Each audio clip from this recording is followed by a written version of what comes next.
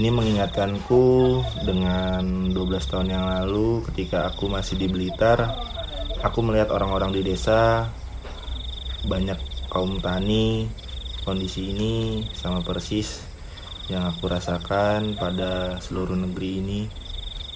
Mereka ini tidak terikat kepada siapapun. Seperti yang kulihat seorang kusir dengan kudanya. Dia yang menjadi pemilik kudanya. Dia tidak mempekerjakan orang lain. Dan aku pun melihat terdapat nelayan-nelayan yang bekerja sendiri dengan alat-alat tongkat dan talinya sendiri. Perahu yang dia punya, dan begitu pun para petani yang menjadi pemilik sawah tunggal dan menikmati hasilnya sendiri. Akan tetapi, mengapa mereka-mereka ini masih terus termiskinkan? Apakah orang-orang semacam ini termasuk dari segelintir saja dari masyarakat Hindia Belanda, atau ini menjadi mayoritas daripada masyarakat Hindia Belanda saat ini? Aku melihat semua menjadi pemilik dari alat produksi mereka sendiri. Mereka bukan proletar yang pernah aku baca dalam buku Marx. Mereka punya sifat khas tersendiri. Aku terus memikirkannya, siapakah mereka ini?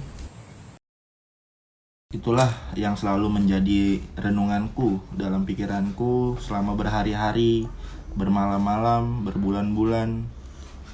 Apa sesungguhnya mereka, bangsa Indonesia ini?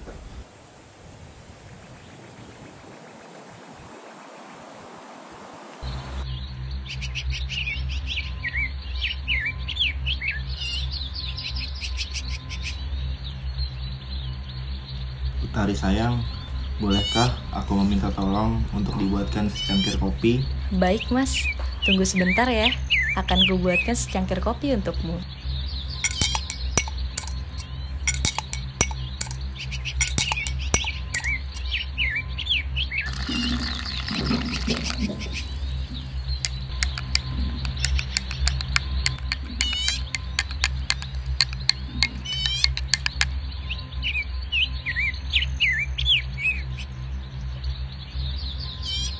Mas Karno, hari ini tidak pergi kuliah? Tidak, Utari.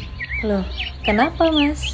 Hari ini aku telah memutuskan untuk tidak mengikuti perkuliahan karena di otakku sudah terlalu penuh dengan soal-soal politik, dengan soal-soal sosial dan budaya bangsa ini yang belum aku bisa mengambil kesimpulannya. Sehingga tidak mungkin aku memusatkan perhatianku pada studiku. Oh, baiklah kalau begitu mas.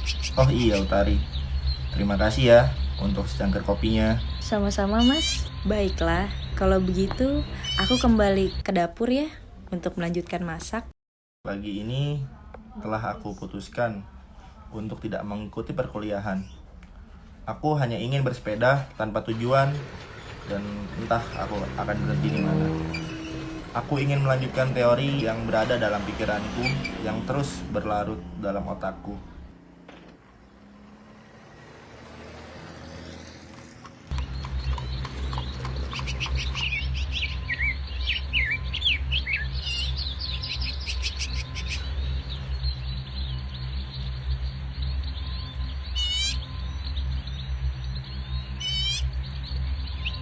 Assalamualaikum, permisi Pak. Waalaikumsalam. Ya, ada apa juragan?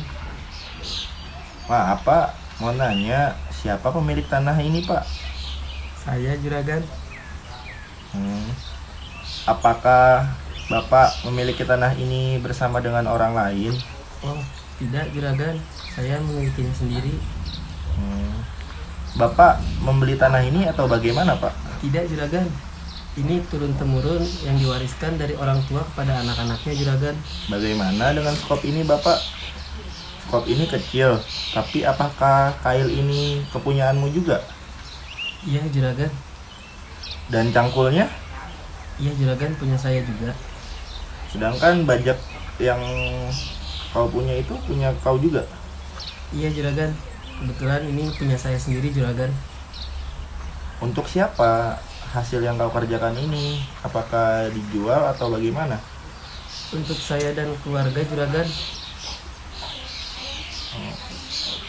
Apakah hasil dari pertanianmu ini cukup untuk kebutuhanmu? Bagaimana mungkin sawah yang begini sempit bisa cukup untuk memenuhi kebutuhan seorang istri dan 4 anak juragan?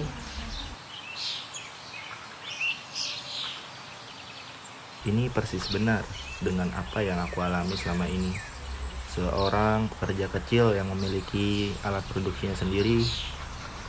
Mereka tak sekedar mempunyai sepetak sawah kecil. Si petani ini juga memiliki cangkulnya serta bajaknya sendiri.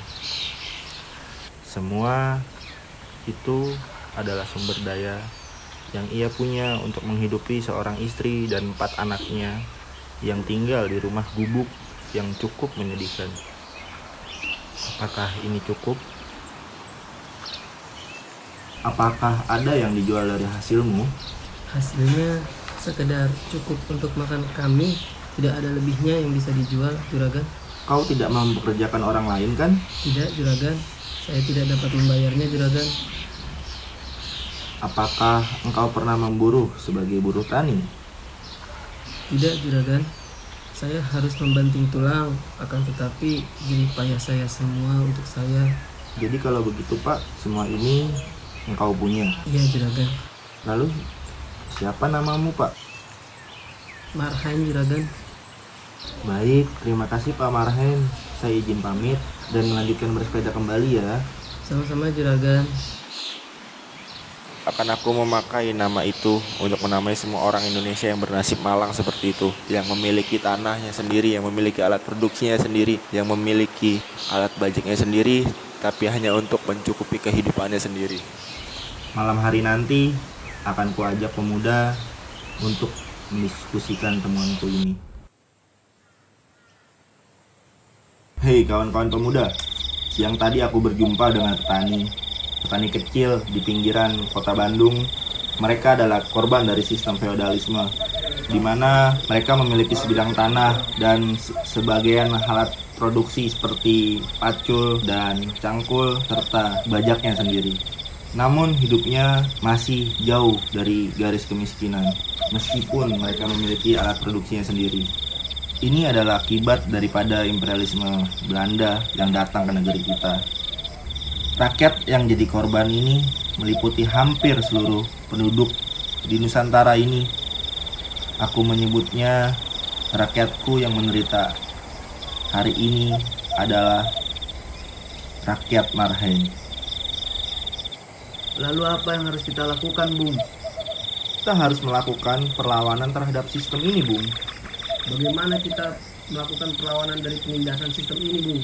Kita harus bersama-sama membangun kekuatan, Bung. Dan kita juga haruslah bergotong royong untuk melakukan perlawanan ini. Aku telah memikirkan teori dengan hati-hati serta mengkonsepkan perlawanan ini untuk menghilangkan sistem imperialisme dan feodalisme yang aku lihat terus menindas rakyat kita ini, Bung. Aku menamai Marhenisme. Inilah cara perjuangan untuk melakukan perlawanan dan kekuatan. Kita harus percaya pada kekuatan diri kita sendiri, kekuatan bangsa kita sendiri, serta jati diri bangsa kita sendiri. Baik, Bung. Marilah kita bangun kekuatan untuk melawan sistem ini dan kita bebaskan rakyat dari penderitaan yang dialami. Merdeka! Merdeka! Merdeka! Merdeka! Merdeka! Merdeka!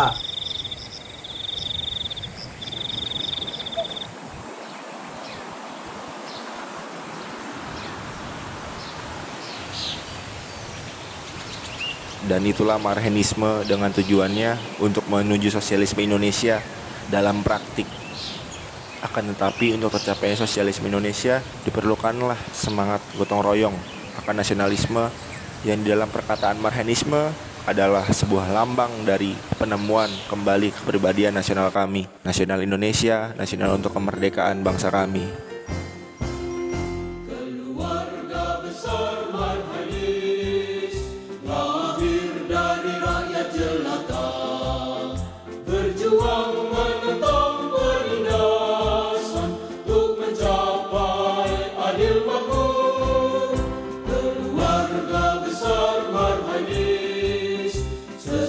cita-cita Pancasila, berjuang menentang